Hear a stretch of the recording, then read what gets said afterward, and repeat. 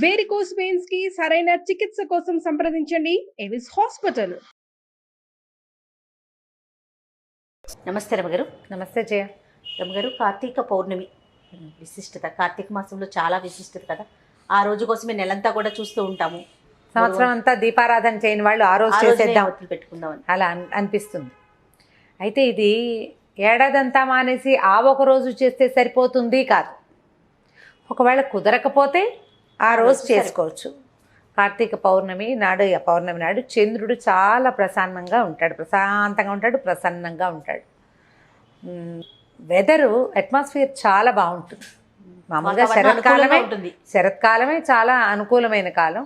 ఇది ఉపాసనా కాలం కదా ఈ కార్తీక మాసం. సో పౌర్ణమి నాడు పగలు ఉపవాసం ఉండి రాత్రికి చంద్రోదయం అయ్యాక దీపారాధన చేసుకుని శివారాధన, అమ్మవారిని ఆరాధించడం, విష్ణు ఆరాధన కూడా చేయొచ్చు.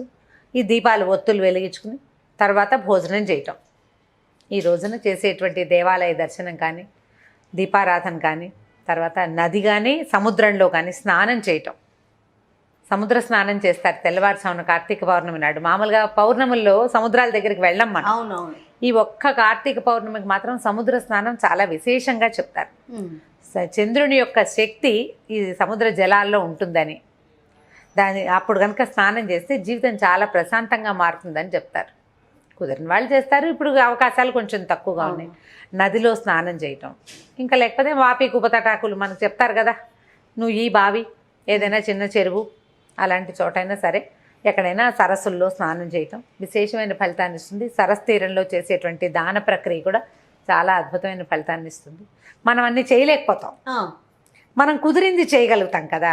మనకి ఏం కుదురుతుంది? సులువుగా తెల్లవారుజామునే లేచి స్నానం చేయటం, కొంచెం ఇంట్లో దీపారాధన చేసుకోవటం. కుదిరితే 9 గంటలకో 10 గంటలకో ఒక మాట వెళ్ళి సమీపంలో ఉన్న శివాలయానికో విష్ణువాలయానికో వెళ్ళి దర్శనం చేసుకోవటం. సరే, పగలు ఉపవాసం చేయటం, సాయంకాలం అవగానే కూడా వెళ్ళి గుళ్ళో దీపారాధన చేసుకొచ్చి 365 ఒత్తులు వెలిగించటం. అవును, సంవత్సరానికి సరిపడా మొత్తం. అంటే మామూలుగా నా ఉద్దేశం నేను ఒకళ్ళకే చేయాలని అనుకుంటాను. భార్యాభర్త ఇద్దరికి చేయాలని మనం నిరుడు కూడా ఇదే పాయింట్. మీరు ముందు ఒకళ్ళకే చెప్పారు, తర్వాత ఇద్దరు చేసుకోమన్నారు, ఎందుకమ్మా? అలాంటివి చాలామంది అడిగారు. సాధారణంగా అయితే ఇంటికి ఒక దీపారాధన అని అనిపిస్తుంది నాకు. చాలామంది పెద్దవాళ్ళు ఇద్దరికీ చేసుకోండి అని చెప్పడం వల్ల సరే అలాగే చెప్పాం. మన వెసులుబాటు, మన ఇంట్లో అలవాటు, మన మనసుకి నచ్చింది, మనం అలా చేయదలుచుకున్నాం. అప్పుడు 365 ఒత్తుల్ని కొంచెం చక్కగా కట్టగా కట్టి వాటిని కొంచెం ఉదయమే కనుక ఆవు నేతిలో నానబెట్టి, నూనెలో కానీ ఆవు నేతిలో కానీ కొంచెం నాననిస్తే ఒత్తులు నిలిచి వెలిగి కాలుతాయి. ఈ 365 ఒత్తులు వెలిగించుకోవచ్చు. తర్వాత ఏమో ఈ జ్వాలా తోరణం అవి చేస్తారు. దేవాలయాల్లో ఏం చేస్తారంటే, ఈ శివాలయాల్లో హెచ్చుగా కనిపిస్తుంది, వాకిలి వైపు శివుణ్ణి, అమ్మవారిని, అయ్యవారిని ఇద్దరిని ఊరేగిస్తారు. ద్వారం దగ్గర పైన గడ్డితోటి బంధనంలాగా కట్టి అది వెలిగిస్తారు. ఆ వెలుగుతున్న జ్వాలల కింద నుంచి స్వామివారితో పాటు మనం కూడా నడవటం అనమాట. రథోత్సవం కానీ పల్లకి ఉత్సవం కానీ చేసి స్వామివారు అయ్యవారితో పాటు, అమ్మవారు అయ్యవారితో పాటుగా మనం కూడా ఆ జ్వాలల కింద నుంచి నడిచి లోపలికి వెళ్తే దేవాలయ దర్శనం చేస్తే అమోఘమైన ఫలితం ఉంటుందని, ఏడాది నుంచి ఉన్నటువంటి చీడపీడలు నశిస్తాయని, గ్రహదోషాలు తొలుగుతాయని స్వామితో కలిసి మనం దాంట్లో నుంచి వెళ్తాం అనమాట. జ్వాలా తోరణంలో నుంచి చేయొచ్చు మనకు అవకాశం ఉంటే, లేదా మనకి ఎంత అవకాశం ఉంటే అంతగా చేయటం. ఇందులో చంటి పిల్లలు, తల్లులు, గర్భవతులు, బాలింతలు, వృద్ధులు, అనారోగ్యంతో ఉన్నవాళ్ళు వీళ్ళందరూ ఉపవాసం చేయాలనే విధానం పెట్టుకోబోకండి. నాకు ప్రెగ్నెన్సీ, నేను ఉపవాసం చేశాను, నా ప్రెగ్నెన్సీ నేను దీపం పెట్టచ్చా, అలాంటి ఆలోచనలు చేయొద్దు. శరీరం పర్మిట్ చేస్తే ఏదైనా చేయండి. శారీరకంగా అంత శక్తి లేనప్పుడు ఇది చేయకపోతే ఏదో అయిపోతుంది అనుకోకూడదు. ప్రధానమైంది అనుమానాలు. ఇప్పుడు ఒకవేళ ఉపవాసం చేయలేము, దీపారాధన చేసుకోవాలని ఉందనుకో, పొద్దున్న దేవుడికి దండం పెట్టుకుని దీపం పెట్టుకుంటామా, అప్పుడు నైవేద్యం పెట్టిన ఏ పదార్థాన్నైనా మనం తినచ్చు. అది కూడా ఉపవాసం కిందకే వస్తుంది. అదొక పద్ధతి. వేరే ఏమి తినద్దు, ఇంకా నైవేద్యం మాత్రమే. నైవేద్యంగా పెట్టిన పదార్థాన్ని తీసుకొని పొద్దున ఏదో నైవేద్యం పెడతారు, మధ్యాహ్నం ఇంకోసారి తినాల్సి వస్తే నైవేద్యం పెట్టిందే తిన, డబ్బాల నుంచి వేరేవి తీసుకు తినద్దు. పళ్ళు ఇంట్లో ఉన్నవి దేవుడికి నైవేద్యంగా సమర్పించండి, అవి తీసుకోండి. పెందరాళ్ళే దీపం పెట్టుకోండి. చంద్రోదయం ఏముంది, 5:30కే అయిపోతుంది. అవును, చీకటి పడగానే సూర్యాస్తమయం అయ్యాక మన లెక్క. సూర్యాస్తమయం అవ్వగానే ఈ ఒత్తులు వెలిగించుకుని దండం పెట్టుకోవచ్చు. దేవాలయ దర్శనం 7 నెలలు దాటిన గర్భవతులు సాధారణంగా దేవాలయాలకి వెళ్ళొద్దని చెప్తాం. ఆ తొక్కిసలాట, నడక, మెట్లు ఎక్కటము, హడావుడి ఉంటుంది కదా అమ్మగారు. ఎగ్జైట్ అయిపోయి ఏదైనా ఇబ్బంది పడతారు. కాబట్టి 7వ నెల వస్తే పురిటితో సమానం కాబట్టి ఎప్పుడైనా పురుడు రావచ్చు కాబట్టి వెళ్ళొద్దంటారు. 7th మంత్ వచ్చిన వాళ్ళు ఈ ప్రయత్నాలు పెట్టుకోకండి. సింపుల్గా దీపం ఇప్పుడు 365 ఒత్తులు వెలిగించక్కర్లేదు. మామూలుగా దీపారాధన చేసుకున్నా అదే ఫలితం లభిస్తుంది. అంత పెద్ద ఇబ్బంది ఏం లేదు. ఇది కూడా చేయొచ్చు. ఇది ఒక అమోఘమైన క్రియ. చేయగలిగితే చేస్తాం, లేకపోతే దీపం పెట్టుకోండి. దీపం పెట్టిన ఫలితమైనా మనకు లభిస్తుంది కదా, అదైనా లభిస్తుంది. తర్వాత చలిమిడి, వడపప్పు, పానకము అలాంటివి పరమేశ్వరుడికి నివేదన చేసుకోవచ్చు.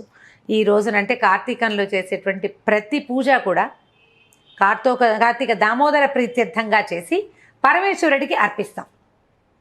ఆయన ప్రీతి కోసం పూజ చేస్తాము, పరమేశ్వరుడికి అర్పిస్తాము. శివకేశవులిద్దరూ పూర్తిగా భేదం, వాళ్ళ మధ్య ఏ తేడా లేదు. ఇవాళ చేసే రుద్రాభిషేకం, ఈ నెలలో చేసేది, అవన్నీ కూడా కార్తీక దామోదరుడికి ఇష్టం. అభిషేకం ఆయనకే చేయక్కర్లా, ఈయనకి చేసినా ఆయనకి నచ్చుతుంది. ఈ రోజున ధాత్రి తులసి కళ్యాణం మొన్న ద్వాదశి నాడు చేయలేకపోయామనుకోండి, ఈ రోజున తులసి చెట్టులోనే ఈ ఒక ఉసిరి కొమ్మని అంత మాత్రం కొమ్మని తీసుకొచ్చి స్థాపించుకుని ఈ రోజున తులసి ధాత్రి కళ్యాణం జరిపించవచ్చు.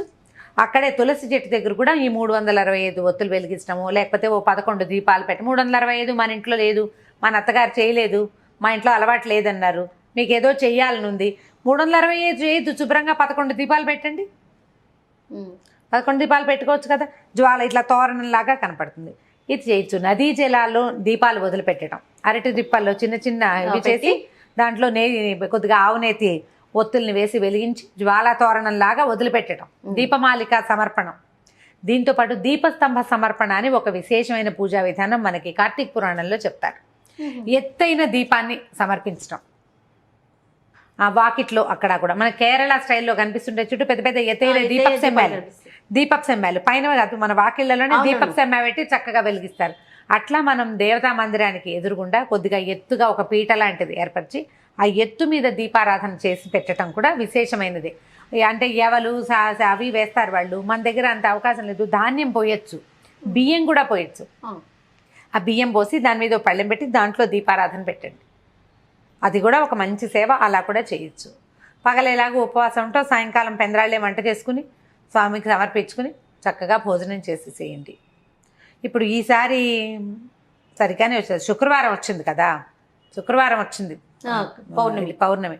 పగలేలాగా నక్తాలు ఉండే అలవాటు ఉన్న వాళ్ళు ఉంటారు. కార్తీక నక్తాలు అంటే పగలు ఉపవాసం ఉండి రాత్రి భోజనం చేసేవాళ్ళు, వాళ్ళు ఈ సాయంకాలం భోజనం చేయొచ్చు. అలా కాకుండా ఒక పొద్దు ఉండే ప్రాక్టీస్ ఉన్నవాళ్ళు, ఒక పొద్దున్న తిని రాత్రి మానేసే పద్ధతి ఉన్న వాళ్ళు, అంటే పగలు భోజనం చేస్తారు కార్తీకంలో, సాయంకాలం పలహారం చేసేవాళ్ళు, దాన్ని ఈరోజు ముందుకు మార్చుకోండి, ఇటు మార్చండి. పగలల్లా అభోజనం ఉండి ఉపవాసం ఉండి సాయంకాలం భోజనం చేయటం. ఈ రోజున చేసే లలితా సహస్రనామార్చన కూడా చాలా ఫలితాన్ని ఇస్తుంది. చంద్రబింబంలో లలితాదేవిని భావించి దీపారాధన దీపం చూపించడము, అమ్మవారికి వెండి పళ్ళెంలో పాయసం పోసి నైవేద్యం చేయటము కూడా అద్భుతమైన ఫలితాన్ని ఇస్తుంది. ఏ పూజ చేసినా కూడా మనస్ఫూర్తిగా మీరు చేయగలిగినంత శక్తి అనుసారం, గొడవలు పడకుండా, వాదనలు హడావిడులు లేకుండా తాపీగా చేసుకోగలిగే చిన్న పూజ నుంచి పెద్ద పూజ వరకు ఏదైనా భక్తి శ్రద్ధలతో హైరాన్ లేకుండా మీ ఇంట్లో ఉన్న అలవాట్లను బట్టి మీరు సమీపంలో ఉన్న పెద్దవారు ఎవరి మాట అయినా వినదలుచుకుంటే వాళ్ళ మాట ప్రకారం చేసుకోండి. ఇంట్లో వాళ్ళని కాదని భర్తని నిరాకరించి చేసిన వ్రతాలు ఫలితాన్ని ఇవ్వవు. మీ అత్తగారు ఉన్నారు మీతో పాటు, మా ఇంట వంట లేదు ఇవన్నీ చేస్తున్నావు నువ్వు అంటే అవి చెయ్యొద్దు. మీ ఇంట్లో ఏది ఉందో అది చెయ్యండి. లేదా అన్నిటికంటే ఈజీ, దేవాలయ దర్శనం సులువు, దేవాలయానికి వెళ్ళి దీపం పెట్టుకోండి. ఓ దీపారాధన కుందు పట్టుకెళ్తాం, ఓ డబ్బాలో కాస్త నూనె తీసుకెళ్తాం, లేదా నెయ్యి తీసుకెళ్తాం, ఒత్తులు తడిపి పెట్టుకోండి, చిన్న ప్రమిదలు పట్టుకెళ్ళండి, తీసుకెళ్ళండి, చక్కగా వెలిగించండి. పిల్లల్ని, ఆడపిల్లలు ఉంటే మగ పిల్లలున్నా వెంబడి పెట్టుకు తీసుకెళ్ళి వాళ్ళతో కూడా ఒక దీపం పెట్టించండి. ఎవరైనా పెట్టిన దీపాలు ఉంటే వాటిని కొద్దిగా ఒత్తి ఎగసం దోసి మరో చుక్క మన సీసాలో నూనె ఉంటే తలగా నూనె వేయండి. అవన్నీ కూడా విశేషమైన ఫలితాలు ఇస్తాయి. ఏదైనా ఒక సత్క్రియ చేయటమే అంతే. దాంట్లో వాద ప్రతివాదాలు వాటికి తావి ఇవ్వబోకండి. ప్రశాంతంగా చేసుకోండి. ఏం పూజ చేసినా కూడా చక్కగా వాకిట్లో ముగ్గేసుకోవటం, ఇల్లు వాకిలు తుడుచుకోవటం, సాయంకాలం పెందరాళి వాకిట్లో కాస్త నీళ్ళు చల్లి ముగ్గేసుకోవటం, తులసి చెట్టు దగ్గర ముగ్గు వేయటం, ఈ దీపారాధన చేసుకోవటం, ఇవి చేసేసి తర్వాత ఒక చెంబు నీళ్ళు పోసుకోవడం, స్నానం చేసేసి చక్కమని దీపాలు అది పెట్టేసుకుంటే మీరు వంట చేసుకోవచ్చు. పెద్దవాళ్ళకి ఇబ్బంది లేకుండా పిల్లలు ఆకళ్ళకి ఆగలేకపోతారు. ఏర్పాటుగా చూసి మాత్రం చేసుకోండి. మనం ఏ పూజ చేసినా కూడా మన ఇంట్లో వాళ్ళు ఇబ్బంది పడి పెద్దవాళ్ళు బాధపడే పరిస్థితి అయితే మనకి పెద్దగా ఫలితం లభించదు. నెగిటివ్ ఇవి ఫోర్సెస్ వచ్చేస్తూ ఉంటాయి కదా, దాన్ని నెగిటివిటీని రానివ్వకుండా మాత్రమే పూజ చేసుకోవాలి. అన్ని సముదాయించుకొని ముందుకు వెళ్ళాలి అంతే. నమస్తే. నమస్తే జయ.